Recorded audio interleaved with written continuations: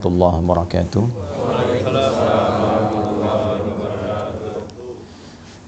Alhamdulillahilladzi aqsama bis-subhi idza tanaffas.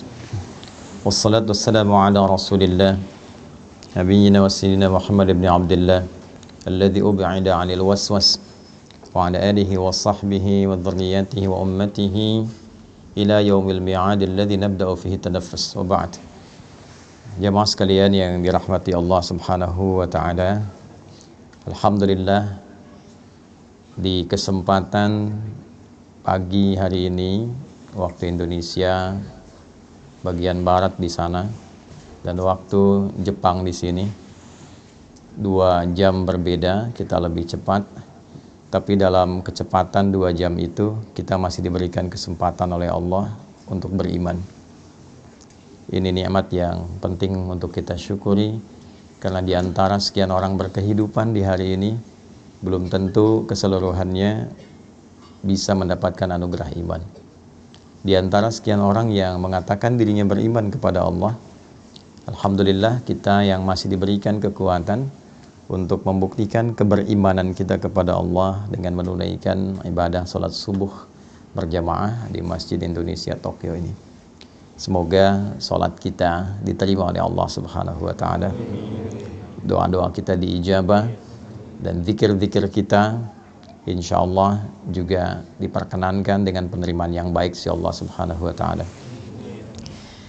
Alhamdulillah, yang pertama ini syukur dan kebahagiaan tersendiri, kami diberikan kesempatan kembali untuk membersamai jamaah di Masjid Indonesia Tokyo ini, di masjid yang sama-sama kita berjuang untuk bisa menghadirkannya. Dari awal peresmian juga saya menghadiri dan mengikuti kegiatan dari sejak bahkan Ramadannya, di luar Ramadannya. Dan kita ingin mengingatkan dengan beberapa kawan-kawan yang mungkin masih menggunakan seragam koko kebanggaan dan kebahagiaannya itu, Mas Uwais, Mas Yusuf dan kawan-kawan lainnya.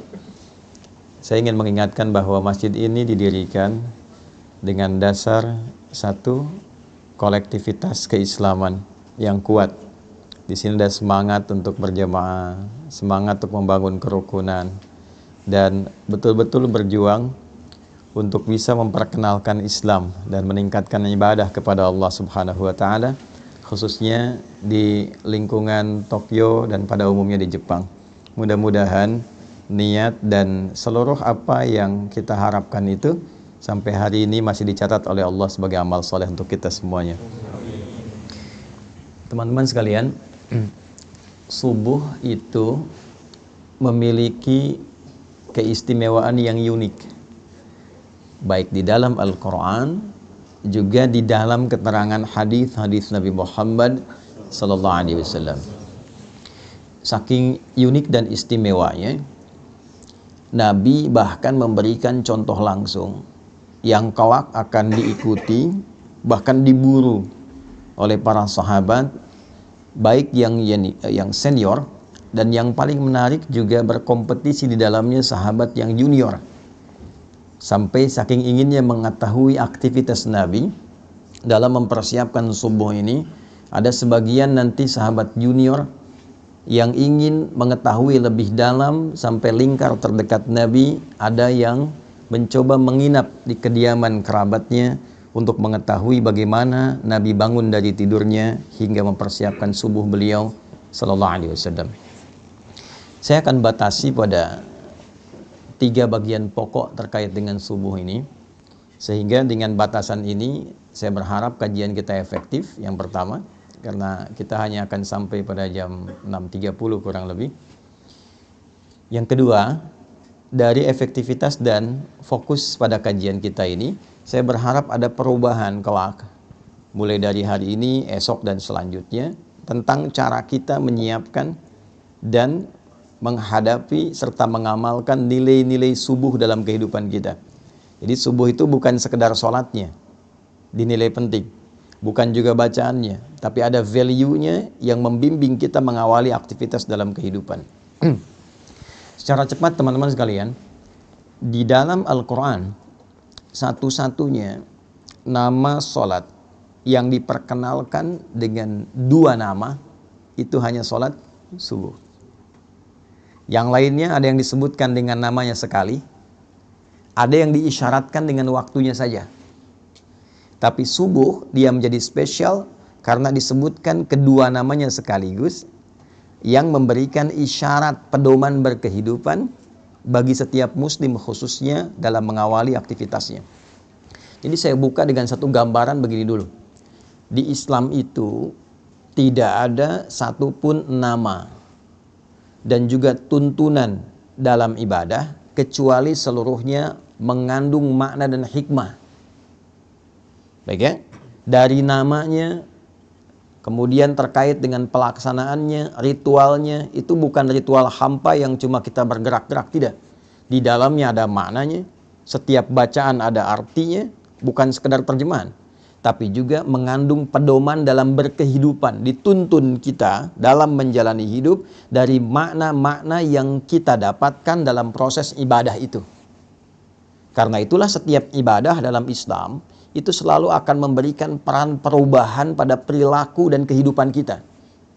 Saya ambil contoh begini.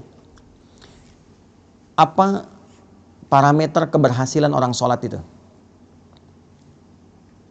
Ya? Nah, nanti ditinjau dari 2 bagian. Secara fikih, keberhasilannya benar dia. Dibuka dengan takbir, ditutup dengan salam. Diiringi dengan keikhlasan. Itu tinjauan fikih. Nah, ketika benar menunaikan secara fikih, kewajiban kita terangkat. Baik ya? Yang kedua, dituliskan pahalanya. Ini bekal akhirat. Tapi nanti parameter dampak dunianya apa? Karena kan doa kita selalu Rabbana atina fid dunya hasanah wa fil akhirati hasanah wa qina adzabannar. Nah, salat itu di Al-Qur'an disebut dengan hasanah. Baik ya? Aqimis salata. Perhatikan kalimatnya, tarafain nahar wa zulafan minal lail innal hasanati yudhibnas sayyiat. Itu Quran di surah ke-11 ayat 114. Salat disebut dengan hasanah. Nah, apa dampak salat yang disebut hasanah itu bagi dunia dan akhirat kita? Tadi secara fikih kalau benar salatnya dibuka dengan takbir, ditutup dengan salam, diiringi dengan keikhlasan, kita meyakini sepenuhnya ada pahala dituliskan. Pahala itulah bekal kita pulang untuk ke akhirat. Kalau ini semua dilepas, jaket, baju, handphone yang bagus-bagus ya, masuk alam kubur aja dilepas. Jangankan ke akhirat, masuk alam kubur tidak dibawa. Baik ya? Nah, yang dibawa apanya? Nilainya, keikhlasannya, amal solehnya. Sekarang dampak dunianya apa? Maka dijelaskan kembali di Al-Quran surah ke-29 di ayat ke-45. Utlu ma uhya ilaika minal kitab wa aqimis salah. Inna salata tanha 'anil fahsya wal munkar. Jadi kalau sholat itu benar dikerjakan, satu dampak dunianya dia bisa merubah perilaku, bertransformasi menjadi pribadi yang lebih baik. Karena itu dulu orang-orang yang hidup di era jahiliyah, ya, ketika kemudian diberikan risalah sholat lewat Nabi Muhammad SAW, itu seketika bisa merubah perilakunya menjadi pribadi terbaik yang hidup di zamannya. Anda bayangkan, sholat bisa merubah orang dari pribadi pencela menjadi pecinta, dari pemukul menjadi perangkul, ya kan? Dari penipu menjadi pribadi yang sangat dermawan. Itu sholat. Yang kedua, banyak nanti dampak duniawinya, memberikan banyak ketenangan pada diri kita. Ya, itu ditemukan nanti di Quran surah 13 ayat ke-28, ditafsir di Quran surah ke-20 ayat ke-14. Ala bi dzikrillahi tatma'innul qulub. Yakinkan pada dirimu bahwa zikir yang benar itu berpengaruh pada ketenangan hati, berdampak pada ketenangan jiwa. Nah, salat ini puncak zikir tertinggi. Nanti berdoa juga zikir, karena doa disebut dengan zikir di Quran, surah 7 ayat 205. Baca Quran itu zikir, Quran surah 15 ayat 9. Ya kan? Kita ba'da salat tadi zikir, Quran surah keempat ayat 103. Nah, semua jenis zikir dikumpulkan dalam salat. Takbir ada di situ, tasbih ada di situ, tahmid ada di situ, Quran ada di situ. Ya, karena fungsi zikir itu melahirkan ketenangan. Karena itu ketika kita menunaikan salat, dan salat disebut dengan zikir, wa aqimis salata li dzikri, tunaikan salat sebagai zikir kepadaku, maka disitulah ada puncak ketenangan yang bisa kita dapatkan. Jadi kalau Anda sedang gelisah, bekerja, gelisah, ada masalah, mampir masjid.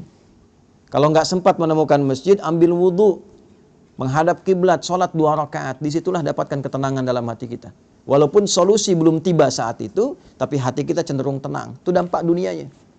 Jadi tidak ada ibadah di dalam Islam yang tidak punya makna. Dan tidak ada satupun ibadah dalam Islam yang tidak memberikan pengaruh pada kehidupan implementatif kita dalam keseharian. Nah, sekarang kita akan mulai dari yang basic dulu, yang kita lakukan setiap hari sebagai seorang mukmin, yaitu pertama menunaikan ibadah sholat. Waktunya dibuka dengan yang pertama, yaitu sholat subuh. Apa artinya subuh? Itu dulu. Jangan-jangan selama ini sholat subuh tapi kita belum mengetahui artinya subuh. Yang kedua, dia punya nama yang kedua lagi diperkenalkan dalam Al-Quran. Tadi yang saya bacakan. Ya, contoh Quran surah ke-17 di ayat ke-78. Ia juga disebut dengan Fajr. Aqimis salata liduluki syamsi ila ghasaqil laili wa Qur'anal fajr. Inna Qur'anal fajri kana mashhuda. Disebut dengan subuh di Quran surah ke-81 At-Takwir di ayat ke-18. Was-subhi idza tanaffas. Baik. Teman-teman, Bapak Ibu sekalian, subuh, saya ulangi, subuh di dalam bahasa Arab itu seakar dengan kata asbah. Asbah itu asalnya sesuatu yang sudah siap, rencana yang sudah matang. Asalnya bila Anda memiliki agenda yang tersusun rapi, yang siap Anda eksekusi, yang siap Anda jalani, itu orang Arab akan bertanya begini, kaifa asbaht? Nah, bagaimana kabarmu di subuh ini? Maksudnya bukan bertanya keadaan kita semata. Beda dengan kaifa haluk, apa kabarmu dia? Nah, tapi dia bertanya, bagaimana keadaanmu di pagi ini? Apakah sudah siap dengan rencana-rencana yang siap kau kerjakan? Baik, kan? Nah, jika Anda ingin ambil ke akar katanya, dalam waktu mula Anda merencanakan sesuatu dan siap untuk dieksekusi di awal kehidupan Anda jalani, itu waktunya disebut dengan subuh namanya. Nah, jadi subuh disebut dengan subuh seakan memberikan kesan bahwa dari mulai Anda bernafas menjalani aktivitas, Anda sudah merencanakan berbagai macam kegiatan yang akan dieksekusi di waktu itu. Salat ini disebut dengan subuh seakan memberikan kesan bahwa umat Islam itu dari mulai bangun tidur, dia sudah memiliki rencana-rencana yang terukur yang akan dieksekusi di hari itu. Jadi tidak ada sikap seorang muslim sejatinya, kecuali saat bangun tidur itu dia sudah punya rencana kegiatan yang jelas. Anda jam 7 mau di mana hari ini? Jam 8 mau kerjakan apa? Jam 12 nanti mau di mana? Salat asar ditunaikan di masjid mana? Jadi pribadi muslim itu, menjadi muslim adalah menjadi pribadi yang teratur. Menjadi muslim, menjadi pribadi yang terencana. Jadi diajarkan kita dalam sholat, dipaksa kita bangun untuk kebaikan kita, tapi juga dituntun untuk merencanakan semua kegiatan kita. Bahkan semakin tinggi iman dan takwanya, dia merencanakan sampai akhiratnya. Itu yang dimaksud Quran surah 59 di ayat ke-18. Ya ayyuhalladzina amanu taqullaha wal tanzur nafsum ma qaddamat lighat. Ya, itu disebutkan 361 kali dalam Al-Quran. Huruf nida panggilan, nidaul qarib, mutawassit wal ba'id. Huruf memanggil orang-orang dengan jarak yang dekat, menengah ataupun jauh. Seakan Allah ingin katakan begini, hei semua orang yang telah menyatakan dirinya beriman kepadaku. Mau kalian merasa bertempat yang dekat, menengah, ataupun merasa di tempat yang jauh? Ayyuha disebutkan 150 kali dalam Al-Quran. Ayyunya munada berfungsi menguatkan, haknya tandih berfungsi mengingatkan. Aku tegaskan, aku ingatkan pada kalian semua. Alladzina disebutkan 1080 kali dalam Al-Quran. Mencakup laki-laki, perempuan, besar, kecil, tua, muda, apapun strata kehidupannya. Siapapun kalian, besarnya pangkat, tak punya jabatan, apakah merasa hartanya melimpah atau cukup hidupnya, berilmu atau sedikit ilmunya, tanpa kecuali aku tidak bedakan, kata Allah, sepanjang kalian masih menyatakan dirinya beriman. Ittaqullah, tingkatkan dan jaga selalu takwamu kepada Allah. Dan di antara ciri orang takwa itu wal tanzur nafsum ma qaddamat lighad. Dia memiliki kesiapan-kesiapan rencana sampai persiapan pulangnya kembali pada Allah Subhanahu wa taala. Jadi takwa itu bukan hanya sholat. Ya, takwa itu bukan hanya baca Al-Qur'an. Ya, ketika Anda menyiapkan rencana yang terukur pun, memiliki program-program kehidupan sampai pulang, itu bagian dari takwa. Nah, saya tanya begini, siapa yang pengen ke surga? Angkat tangan boleh. Nah, ya. Yang surganya Firdaus. Nah, Masya Allah. Dah turun dulu. Yang merasa sudah cukup amalan untuk ke Firdaus. Boleh angkat tangan. Nah, sampai batuk tuh. Yang merasa amalnya masih sedikit. Yang merasa banyak salah, angkat tangan. Tuh, ya. Boleh aneh ya. Nabi Adam itu salahnya satu. Keluar dari surga. Anda salah banyak pengen masuk. Nah, bagaimana memplanning itu? Menyiapkan rencana yang positif sampai kita mendapatkan rahmat Allah. Jadi rumusnya kan turunkan. Turunkan jenis surganya di Al-Quran, ada 8 jenis. Dari Firdaus sampai ke surga yang standar biasa. Tapi mohon maaf, standarnya pun tetap surga. Itu turunkan karakternya bagaimana, amalannya apa saja, tekuni itu dengan profesi kita di bumi. Sampai kita mendapatkan hasilnya. Itulah subuh. Misal, Anda menginginkan surga Firdaus. Karakteristik penghuni surga Firdaus dan amalannya, itu ada misalnya di Al-Quran surah ke-23. Ayat 1 sampai dengan 9. Sampai Anda menemukan kalimat ulaika humul warithun alladzina yarithunal firdausa hum fiha khalidun. Ada orang-orang calon penghuni surga Firdaus yang sedang berpetualang di bumi. Nah, siapa mereka itu? Nah, balik ke atas, qad aflahal mu'minun. Ciri pertamanya dia punya iman yang kuat. Ada amana, amanu, yu'minun, mu'minun, beda. Amana, amanu baru standar keimanan. Perlu dilatih amal soleh terus ditingkatkan. Karena itu ketika amanu dibuka lagi dengan amal soleh, dibuka dengan puasa, dibuka dengan sholat dan seterusnya. Ya, wal asr, innal insana lafi khusr illa alladzina amanu wa amilus salihat. Ya, maka dipacu lagi dengan amal soleh. Naik nanti yu'minun. Ya, iman yang konsisten dijaga terus. Alladzina yu'minuna bil ghaibi wa yuqimunas, latihan dia. Setelah merasa nikmat, merasa imannya kuat, ya cirinya salah satunya jangankan yang fardu, ketinggalan yang sunnah saja sudah gelisah itu. Dia berubah jadi mukminun. Karena itu kualitasnya beda. Kalau amana, amanu baru sekedar sholat. Yang penting terpenuhi kewajiban. Kalau sudah mukminun, dia ingin memastikan sholatnya terasa nikmat dan khusyuk. Alladzina hum fi sholatihim khashi'un. Maka Anda boleh menjadi pengajar, boleh menjadi pebisnis, boleh menjadi diplomat, birokrat, tapi dalam saat yang sama, kalau ingin Anda punya rencana ke surga Firdaus, jaga waktu sholat Anda dan tunaikan dengan khusyuk. Firdaus. Kalau sholat biasa, mungkin khusyuknya standar. Tapi pengen ke Firdaus, berusaha terus selama hidup dalam level kehusyuan yang tinggi yang mampu kita lakukan. Ya, walladzina hum 'anil lagwi mu'ridun, yang enggak penting-penting tepikan. Nah, itu dibuat rencananya secara terukur. Kita tuh punya visi panjang loh, bukan cuma dunia. Sampai akhirat, akhiratnya turunkan, jadikan panduan berkehidupan. Nah, itulah yang dimaksud Quran. Surah ke-81, ayat 18. Wasubhi idza tanaffas. Dan aku bersumpah, kata Allah. Pakai kosam tuh. Demi waktu subuh. Yang mengiringi setiap nafas yang keluar, yang baik, yang dengan itu keluarlah produktivitas amal soleh setiap makhluk. Allah kasih contoh. Maaf, setiap subuh itu diberikan semua contoh kehidupan kita. Tumbuhan, nafas pertamanya keluar oksigen. Dia serap karbon dioksida, dia keluarkan oksigen pagi hari. Saya waktu di Utrecht di Belanda itu, setelah ada sesi mengajar itu, saya tinggal di satu flat apartemen.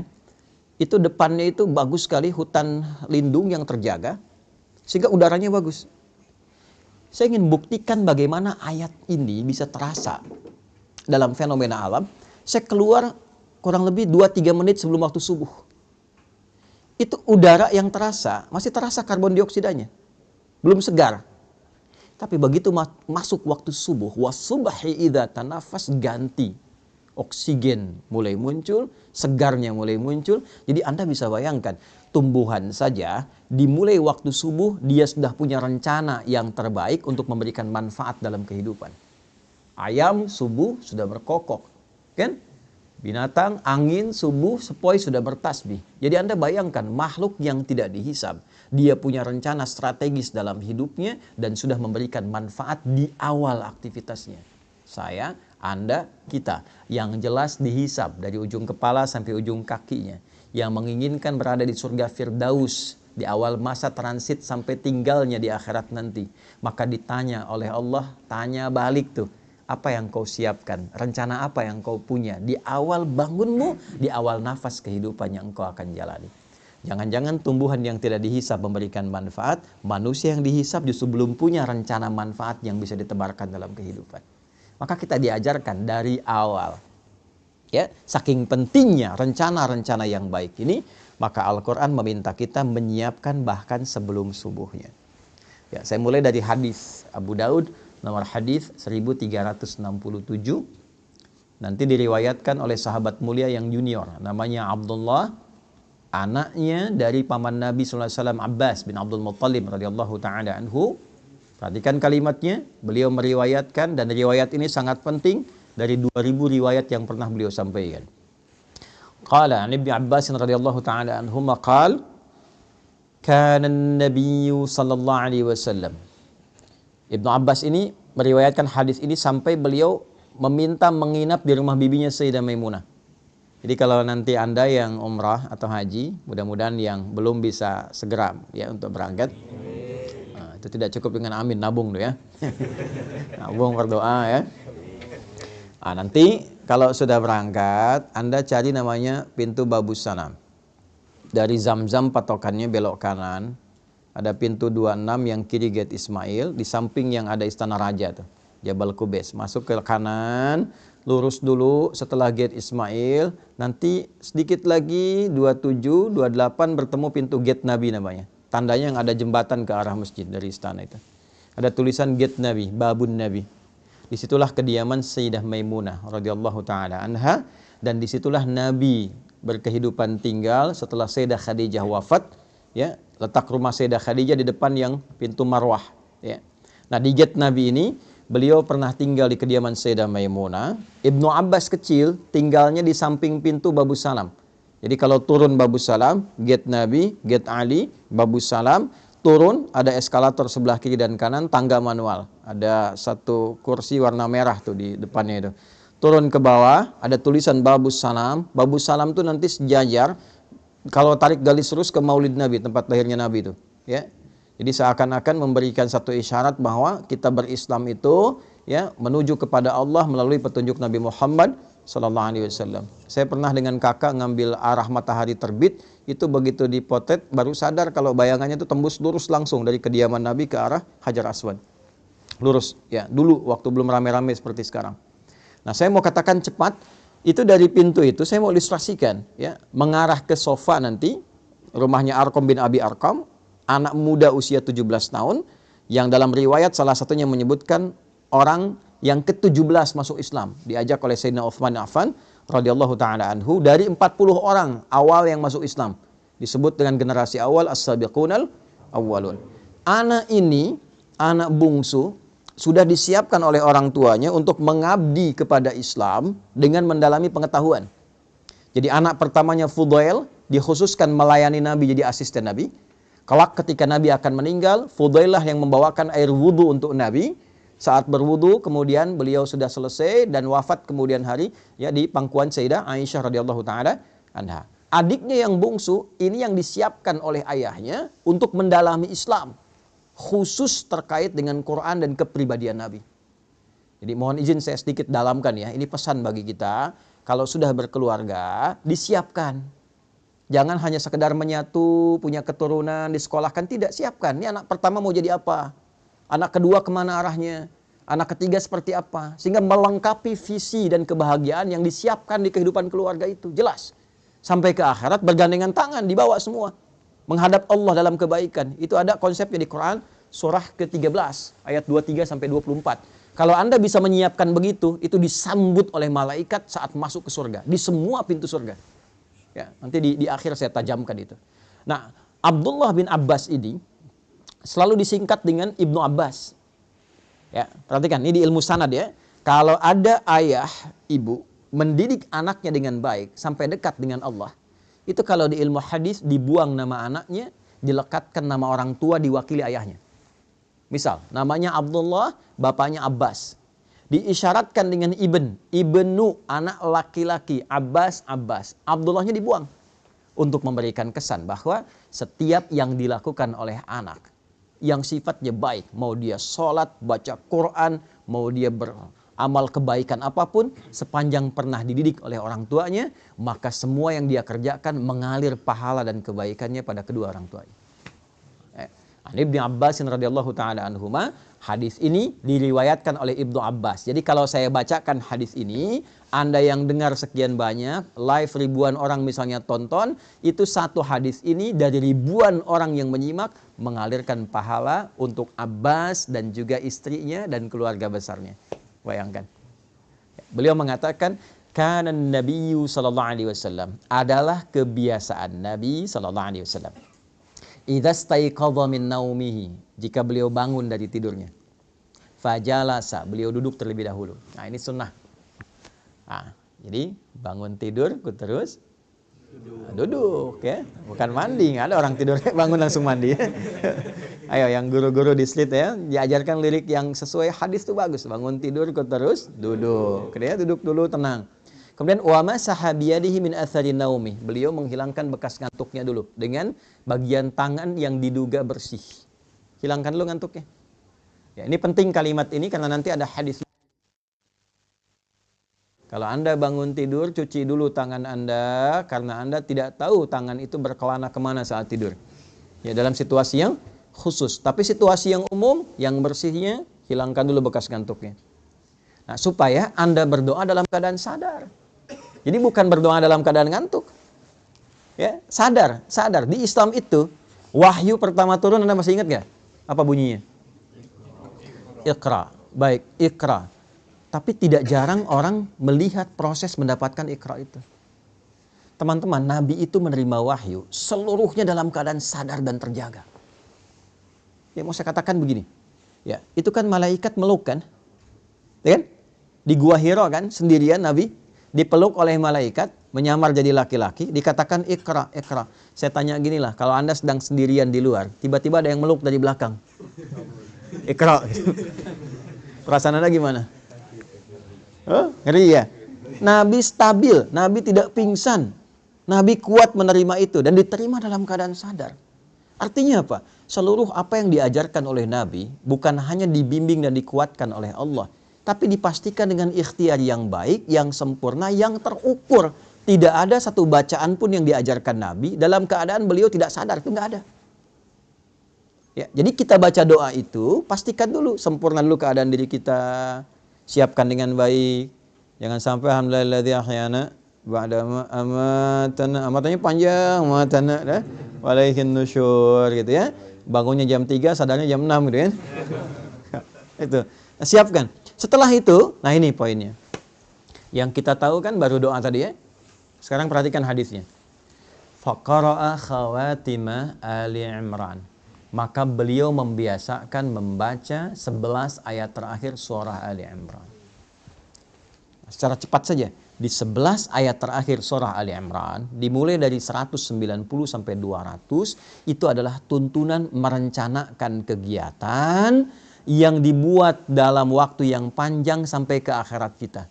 Inna fi khalqis samawati wal ardi wa ikhtilafil laili wan nahari la ayatil liulil albab. Sungguh tancapkan pada hatimu yang paling dalam, jangan sampai ragu. Kalau kita ngaji agak dalam sedikit. Inna harfu nasbin wa taukidin tansibul isma wa tarfa'ul khabara mabniyun 'alal fathi la mahalla lahu minal i'rab. Inna itu berfungsi untuk menguatkan pesan agar disampaikan kepada hati kita. Kuatkan, jangan sampai goyah, dibuka hikmahnya, makanya alamatnya fathah, ya kan?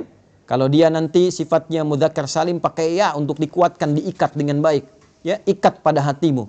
Sungguh tancapkan pada hatimu yang paling dalam. di balik hikmah penciptaan langit dan bumi dan seluruh kegiatan berganti siang dan malam, ada orang-orang yang paham substansi kehidupan. La ayatil li ulul albab, itu yang mengerti esensi hidup. Paham. Nih, Anda mesti mengerti, Anda kesini untuk apa? Anda ngajar mau cari apa? Anda bekerja untuk apa? Ya, ada orang-orang yang saking pahamnya kalimat, baru disebutkan satu kata, dia mengerti arahnya mau kemana itu. Itu ulul albab namanya. Lub. Ya, tahu kelapa. Kelapa itu kan ada luarnya ya, kulit, ada serabutnya, ada batoknya, ya kan? Ada kemudian di dalam, dari daging luar, ada yang paling dalam yang enak tuh, yang halus lembutnya, itu lub namanya, lub. Ya, ada orang-orang yang mengerti ketika mau beli kelapa, dia ketok-tek. Ya, dia untuk apa? Dia tahu isinya mana yang bagus tuh. Yang nggak tahu, lihat kulitnya aja. Oh, kalau hijau, besar, bagus, ambil. Ternyata dalamnya kurang enak, gitu kan? Nah, itu ada orang yang demikian, dia nggak ngerti kehidupan. Yang penting makan, minum, tidur, selesai. Ya, gitu lagi. Habis bangun, bangun lagi. Habis tidur, bangun lagi. Bangun, tidur lagi. Makan, tidur, bangun, selesai. Ya, ada yang demikian. Nah, itu serabut. Ya, ada yang cuma ngumpulin uang, kumpulkan banyak pesta dan sebagainya. Itu batok kelapa. Dunia aja. Ya, yang ngerti pesan tentang kehidupan, dia paham. Dia mau kemana berangkat. Anda dari Indonesia mau ke Jepang, Anda siapkan bekal, Anda nabung dan sebagainya. Anda akan tinggalkan dunia, pindah ke alam baru. Tabungan Anda apa? Persiapan Anda apa? Kan? Makanya orang-orang yang paham esensi kehidupan, itu jadi tanda bagi dia, semua yang terjadi, seluruh aktivitas dia, itu tanda positif bagi dia untuk menyiapkan bekal kembali pada Rabbnya. Alladzina yadhkuruna Allaha qiyaman wa qu'udan wa 'ala junubihim wa yatafakkaruna fi khalqis samawati wal ard. Maka tafakur itu adalah meruntutkan ya segala jenis aktivitas, disusun dari awal secara sistematis. Kalau belajar dari akibat disebut tadabbur namanya. Menganalisis disebut dengan tanadzur. Tapi tafakkur dari kata tafakkara yatafakkaru. Ya, mengambil semua rencana kegiatan, disusun dengan rapi, ya, dimitigasikan untuk dipraktekkan. Jadi ada orang-orang yang menjalani kehidupan yang seluruh aktivitasnya tersusun rapi kata Allah. Ya. Apapun itu, di siang dia punya agenda, di malam dia punya agenda, dan dahsyatnya dia siapkan itu bersamaan dengan zikir mengingat Allah Subhanahu wa taala. Ya, terima kasih ya Allah yang telah memberikan saya kesempatan hidup, memberikan kesempatan pada saya menyusun kegiatan, lihat langit ingat Allah, ya kan? Lihat anak ingat Allah sebagai titipan. Itulah ulul albab. Ya, sampai dengan nanti ayat ke-200-nya. Jadi dimulailah aktivitas itu sebelum subuh, Nabi bangun, merencanakan kegiatan itu, persiapan warming up menunaikan sholat tahajud. Demi apa? Demi membawa agenda yang disiapkan di subuh itu menghadap Allah. Apa tandanya agenda itu telah siap dibawa menghadap Allah sebelum dieksekusi? Jadi idealnya begini, disusun dulu tuh, besok mau ngapain. Sudah disusun, baru kita berdoa kan? Alhamdulillahilladzi ahyana ba'dama amatana. Terima kasih ya Allah memberikan kesempatan aku menjalani kehidupan sesuai dengan ajalku. Setelah engkau tahan sementara tadi nyawaku dalam tidurku. Perhatikan, wa ilaihin nusyur. Ini kalimat ini mahal. Dan aku berjanji ya Allah untuk mencari bekal positif sebagai persiapan pulang menghadap kembali kepadamu. Nusyur itu dari kata nasyara, artinya menyebar untuk kembali. Jadi kalau Anda nyebar, balik lagi ke sini pekan depan, itu namanya nasyara, nusyur. Ya, penyebaran spesifiknya disebut intasyara, menyebar, intasyara yantasyir. Nah, kita ini menyebar untuk balik ke Allah, maka kita katakan wa ilaihin nusyur. Jadi setiap kali Anda bangun tidur, kita katakan ya Allah, saya pengen cari bekal yang baik hari ini sebagai persiapan pulang menghadap kepadamu. Nah, persiapan itulah yang kita rinci satu-satu. Ya, jam sekian saya bangun kerjakan ini. Sebelum kita eksekusi, bawa dulu itu menghadap Allah supaya dibacakan oleh kita. Minta kemudahan, minta kelancaran, minta perlindungan. Semua bacaan yang kita bacakan itu disebut dengan Quran dalam bahasa Arab. Zikir itu Quran. Ya kan? Doa itu Quran. Bacaan-bacaan kita Quran. Kalau yang dimaksudkan Al-Fatihah sampai dengan An-Nas, tambahkan alif lam di depannya, menjadi Al-Quran. Jelas? Baik ya? Al-Quran, kalau pakai alif lam, kayak artikel the dalam bahasa Inggris. Ya, there are so many cars outside. Itu banyak tuh mobil di luar tuh. Tapi kalau kita katakan the car, is yours. Ya, tapi yang ini itu punya Anda. Oke? Itu kayak artikel Al-Quran khusus untuk firman Allah yang disampaikan melalui malaikat Jibril pada Nabi Muhammad SAW dari Al-Fatihah sampai An-Nas, berpahala dan beribadah kita dalam membacanya. Itu Al-Quran. Tapi kalau Quran itu semua bacaan yang kita sampaikan pada Allah. Ya, agenda kita, doa kita, harapan kita, zikir kita, istighfar kita, itu digabungkan semua jadi apa? Quran. Maka susun itu agenda kita, harian kita. Nanti tandanya apa? Saat matahari sudah memancarkan sinar pertamanya, membelah kegelapan malam. Pancaran sesuatu pada yang positif, membuka sesuatu yang terang pada nilai kebaikan, disebut fajar namanya. Pancaran yang negatif, yang mengarahkan pada keburukan, disebut fujur namanya. Ada fajar, ada fujur. Pancaran materi yang keluar secara fisikal, memancar tuh dari bawah ke atas, disebut infajar namanya. Tiga-tiganya ada di Quran. Contoh, Anda mau bor tanah, ya, supaya keluar air misalnya. Ya, begitu Anda bor, keluar airnya. Itu bahasa Arabnya namanya infajar. Nabi Musa punya tongkat, dipukulkan ke batu, ya, maka batunya terbelah, keluar 12 mata air. Al-Baqarah ayat 60. Wa idhistasqa Musa liqaumihi faqulna idrib bi'asakal hajar fanfajarat minhu 12 aina. Infajar, keluar 12 mata air. Ya, tongkat Nabi Musa kayu, dipukulkan ke batu, kuat batu secara material. Tapi ketika tongkatnya mukjizat, dipukul batunya yang belah. Ya, keluar 12 mata air. Anda punya tongkat emas, pukulkan ke batu, ya, keluar 12 air mata tuh, pecah tongkatnya. Nah, fujur itu pancaran negatif yang keluar dari nafsu. Jadi ada takwa, pancaran positif, ada fujur, pancaran negatif. Ya, provokatornya setan. Kalau takwa, supporternya malaikat. Nanti malaikat disebutkan 88 kali, setan disebutkan 88 kali. Quran surah 91 ayat 7 sampai 10. Wa nafsin wa ma sawwaha fa'alhamaha fujuraha wa taqwaha. Allahu akbar, Allahu akbar. Jiwa takwa aktif. Sudah adzan ya. Nggak terdengar adzan, tetap aktif. Subuh siap-siap. Besok jam sekian. Ya kan? Tapi begitu Anda sudah siap, adzan terdengar, selesai adzan, nah jiwa fujur muncul lagi. Tenang, baru adzan. Belum qomat. Ya kan? Waktunya masih panjang. Pernah begitu? Nah, itu fujur namanya. Itu kan pancaran dari tubuh kita memancar tuh. Nanti keluar dari sini, itu aktif juga. Begitu keluar, lihat tuh. Tuh kan, sepatunya bagus yang itu ya. Aktif itu. Ya, nah itulah perjuangan kita ngontrol itu. Nanti pancaran keburukan disebut fujur, pancaran kebaikan secara material fisik bendanya ada disebut dengan infajar. Tapi kalau memancar sesuatu, membuka celah kebaikan, membuka sebuah terang, ya, memberikan dorongan-dorongan positif untuk memulai satu aktivitas, disebut fajar namanya.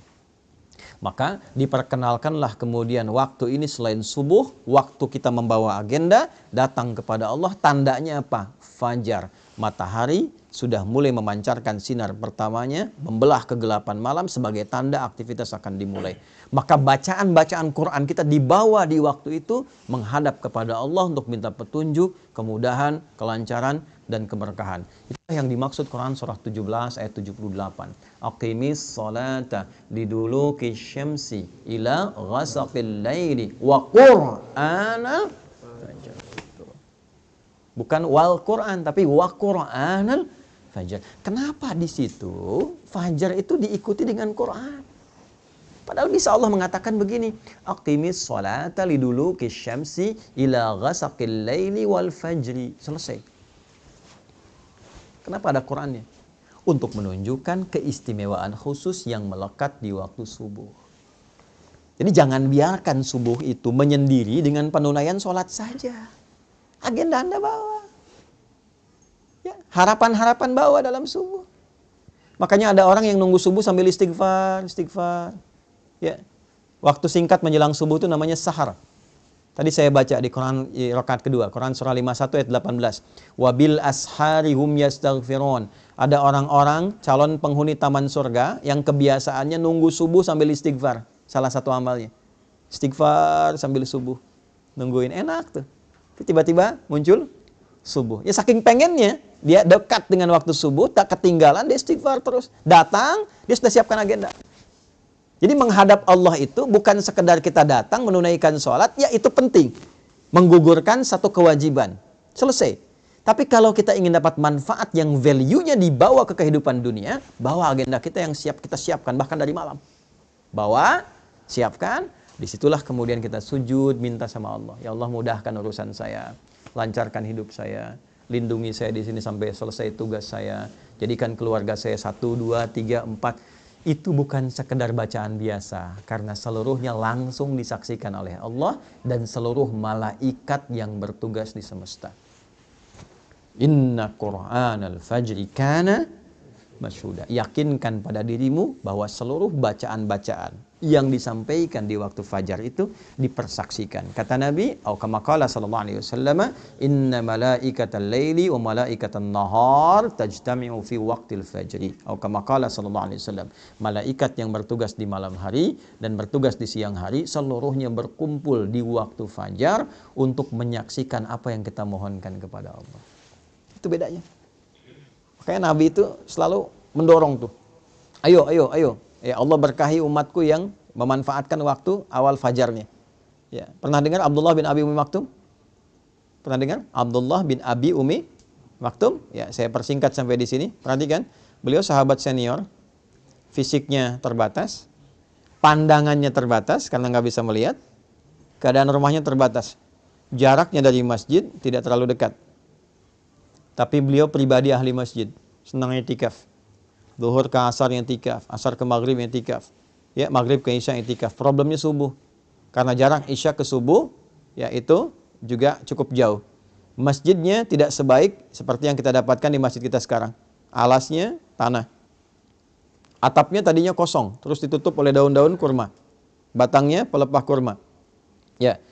Tingginya itu sekitar sab'ina dzira'. Sab'ina dzira' itu berarti 3,5 meter ke atasnya. Ya, jadi kalau masuk ke Masjid Nabi pada waktu itu pas di atas kepala sedikit, tangan bisa pegang. Ya kan? Nah, yang paling menarik teman-teman sekalian, dalam situasi itu beliau masih pengen i'tikaf, datang di awal waktu subuh. Cuma karena nggak bisa, datang ke Nabi begini. Ya Rasulullahi, atau kama qala aliyya rukhsah. Ya Nabi, saya senang ke masjid. Saya pengen jadi ahli masjid. Cuma saya terbatas. Jarak rumah ke masjid tidak terlampau dekat. Mata nggak bisa lihat. Ya, subuhnya juga tidak mudah. Boleh nggak saya punya rukhsah, keringanan, supaya menunaikan subuhnya di rumah? Nabi tidak mengiyakan, tidak melarang. Perhatikan jawabannya. Kata Nabi, atau kama qala sallallahu alaihi wasallam, atasma'ul adzan, apakah engkau masih mendengar adzan? Kata beliau Abdullah bin Abi Maktum, bala ya Rasulullah, kama qala, ya Rasulullah. Perhatikan kalimatnya. Madum tatasma'ul adzan, atau kama qala, fa'addiha fil masjid. Selama engkau masih bisa mendengar adzan, maka tunaikanlah itu di masjid. Bayangkan. Di-highlight oleh para ahli hadis. Satu, adzan terdengar. Tuh. Ya kan? Diketahui. Ya, yang penting wasilahnya sampai. Al-hukmu yaduru ma'illati. Kalaupun nggak bisa terdengar keluar, artinya kita paham waktu sholat.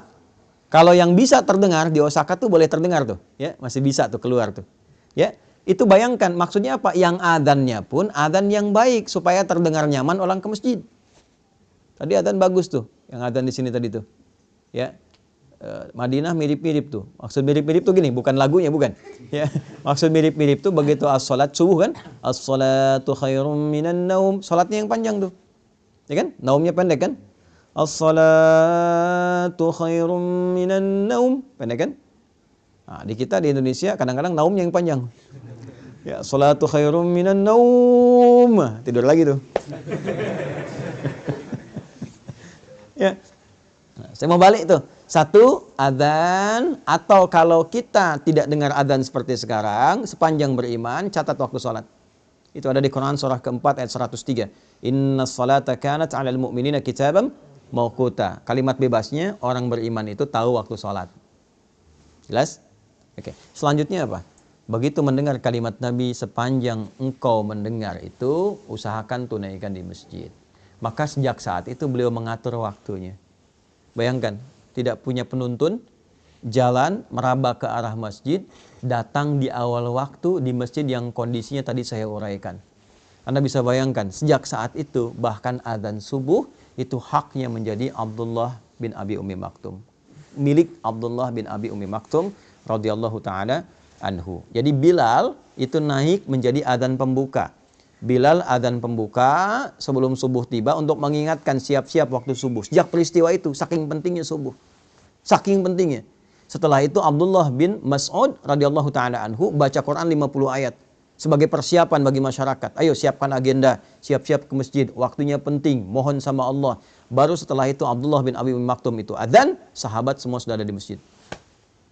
Itu yang menjadikan mereka dengan seluruh aktivitasnya sampai sekarang dikenang sukses apapun aktivitas mereka dan profesi mereka. Tidak ada satupun sahabat yang hidup di muka bumi ini dengan semua kegiatannya kecuali mereka sukses dan bahagia. Silahkan Anda cek profil mereka banyak sekali. Makanya bacanya tuh diperdalam lagi. Baca sirah, kajiannya ditambah supaya motivasi. Jangan yang aneh-aneh. Ya, Anda misalnya kan pelajar nih. Dari pelajar itu keluarkan ayat-ayat tentang ilmu, hadisnya apa. Lihat profil sahabat yang fokus di bidang ilmu. Ali bin Abi Thalib belajarnya bagaimana? Sampai pakar di bidang matematika. Itu bukan hanya tahu tafsir, hadis. Beliau itu paham matematika apa. Anda kalau ngaji tafsir, ada tafsir tuh bagus ya. Namanya Al-Jawahir, karya Tontawi Jawahari. Itu bagian terakhirnya ada kitab Lataif namanya judulnya itu. Di dalam Lataif ini ada keunikan-keunikan Ali bin Abi Thalib karena menyelesaikan persoalan-persoalan hukum itu dengan menggunakan pendekatan hitungan matematika. Indah deh. Yang perempuan itu ya. Sayyidah Aisyah itu kan dokter. Dalam arti paham bidang kedokteran. Belajar ilmu kedokteran. Sayyidah Fatimah itu perawat. Nanti ada nasab perawat tuh ada. Yang laki-laki siapa, yang perempuan siapa, yang di militer siapa. Yang pebisnis di sini keluarkan ayat-ayat tentang bisnis. Hadisnya apa. Profil sahabat Nabi itu siapa yang pebisnis. Entrepreneurnya siapa saja. Ya, silahkan Anda cek keluarkan. Begitu caranya. Bagaimana orang sudah wafat, hartanya, aktifannya masih ada sampai sekarang. Utsman itu sudah meninggal. Cuma beli satu sumur. Dikonversi sekarang jadi hotel. Orangnya sudah meninggal. Hotelnya dibuat oleh pemerintah Saudi, ya kan? Setelah itu dijadikan kemudian wakafnya Utsman bin Affan radhiyallahu taala anhu, hasil yang disimpan di bank Saudi disedekahkan untuk kepentingan umat Islam. Orangnya sudah wafat 15 abad yang lalu. Apa ada YouTuber di masa Nabi? Tapi jangan salah, orang-orang media ada, sampai turun ayat banyak. Wa idza ja'ahum amrun minal amni awil khaufi adza'u bi. Ada tipikal orang-orang sakit yang apapun bisa jadi konten baginya katanya. Itu ada di Quran. Ya, jadi apa saja jadi konten, bikin konten, upload lagi. Uploadnya pakai syair. Lihat apa saja bikin konten, apa saja bikin konten. Sampai turun ayat. Selektivitaslah dalam bikin konten itu. Yang baik-baik tampilkan. Jangan bikin hoax, maka turun ayat-ayat tentang hoax. Cuman medianya tidak seperti sekarang. Ya, sekarang lebih berkembang, eranya digital. Ngajinya juga beda. Dulu saya waktu ngaji tasrif masih sorop. Fa'ala yaf'inu, fa'ala yaf'alu, fa'ala yaf'ulu. Sekarang sudah beda. Taba yatubu yutuban. Fasbakayu Facebookan, ya. Taktakayu taktiku tiktokan, ya. Instagramu Instagraman. Nah, ini yang kita perbaiki sehingga ngajinya itu tulus. Ya, jadi ilmu dipelajari, amal dipraktekan, manfaat kemudian bisa diraih. Itu terukur semua. Dulu ngaji kita begitu, Fathul Qarib, Fathul Mu'in, macam-macam. Dulu ulama-ulama itu mendampingi Umar. Anda kalau ke Jogja, di Kesultanan Jogja itu masih ada tuh. Ya, kumpulan-kumpulan hazanah awal tuh keislaman di situ. Ada ngajinya tuh. Ini pembahasan Fathul Qarib yang ngajar siapa, Fathul Mu'in yang ngajar siapa, muftinya siapa, ya dalamnya siapa, sampai begitunya. Dan dipraktekkan dalam kehidupan. Makanya desain kotanya pun terukur. Silakan Anda cek kalau nggak percaya. Di mana ada masjid, depannya ada alun-alun, sampingnya ada pasar dan sebagainya. Itu bukan sesuatu yang biasa, terukur. Oleh karena itu saya kembalikan dan saya tutup, teman-teman, saya ingin mengajak.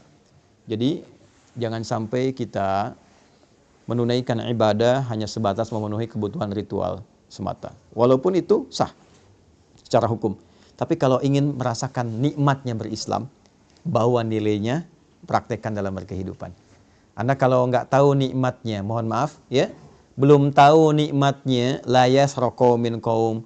Hai orang-orang beriman, jangan saling mencela. Praktekkan ayat itu, tidak saling mencela. Baru terasa berislam itu bagaimana.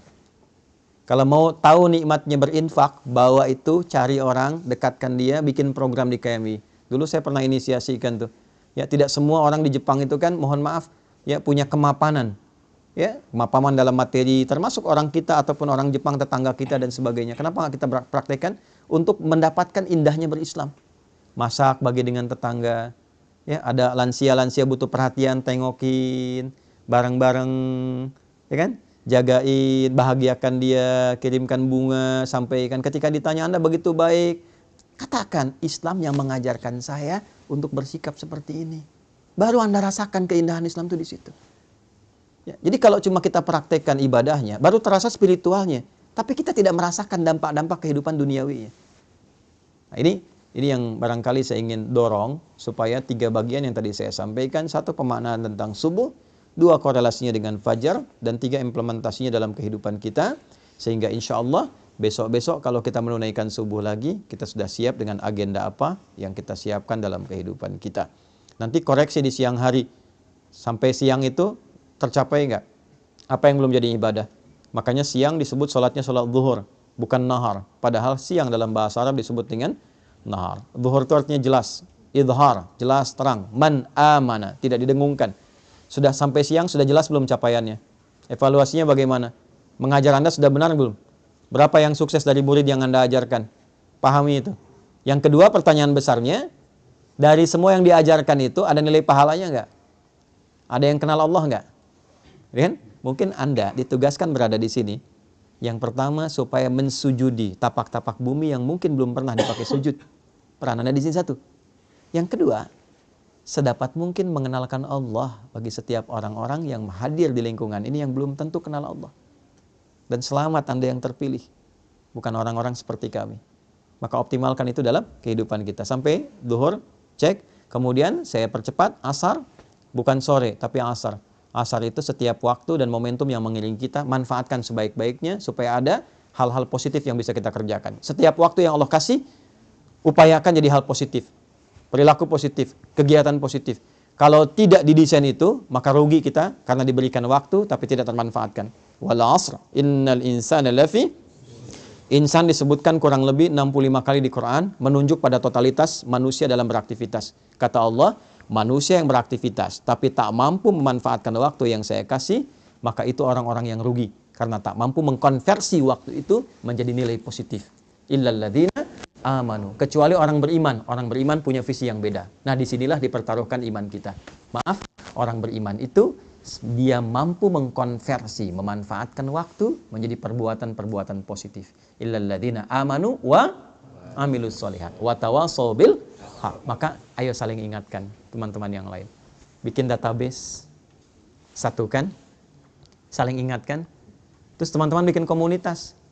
Tapi mohon maaf, jangan bersaing untuk dunia. Fastabiqul khairat, saling melengkapi. Ya, di sini ada ormas, ada PCIM, PCINU. Dari dulu tuh alhamdulillah kita bangun masjid kompak, duduk sama-sama, kajian bareng. Kalau ada masalah keumatan, dudukkan bareng-bareng, bikin inspirasi dari sini sehingga tenang rasanya. Ya, kajian kitab dari NU sampaikan. Nanti kajian budaya Muhammadiyah bahas bareng-bareng, sampaikan. Yang lain-lain bikin komunitas. Ya, ada teman-teman yang komunitasnya misalnya di Tokyo di sini, ada yang di Ayase, ada yang Yokohama, macam-macam. Satu kan tuh saling melengkapi. Kalau bisa kajiannya melengkapi, jangan semua dibikin sama. Sehingga orang tahu, oh yang pengen kajian ini datang ke sini, ini datang ke sini. Nanti satu-satu silaturahim. Itu yang dilakukan dulu seperti itu. Makanya dari 40 jadi 12.000.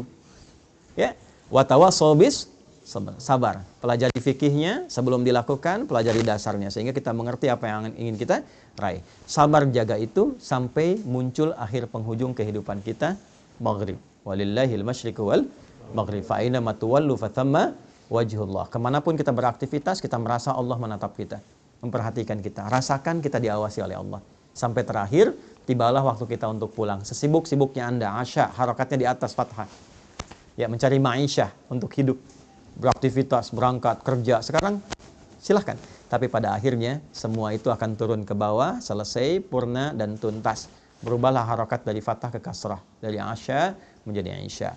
Apa persiapan kita ketika semua kegiatan itu sudah tak mampu dikerjakan lagi? Kita berpulang kepada Allah, menutup mata kita dan di situ kemudian berlaku doa terakhir kita, wa ilaihin nusyur, dan kepada Allah lah kita akan kembali. Maka kita katakan bismika Allahumma ahya wa bismika amut. Ya Allah, aku hidup berkehidupan, aku pun akan tidur, mungkin ini tidur terakhir yang akan aku kerjakan, dan mataku akan tertutup untuk selamanya. Mohon terima seluruh aktivitas yang aku kerjakan selama tadi. Maka kita istighfar sebelum tidur. Istighfar Nabi sampai 70 kali. Setelah tenang, nyaman, kita tidur. Dalam pun wafat, mudah-mudahan wafat dalam keadaan husnul khatimah. Inilah kurang lebih gambaran subuh sampai tidur kembali.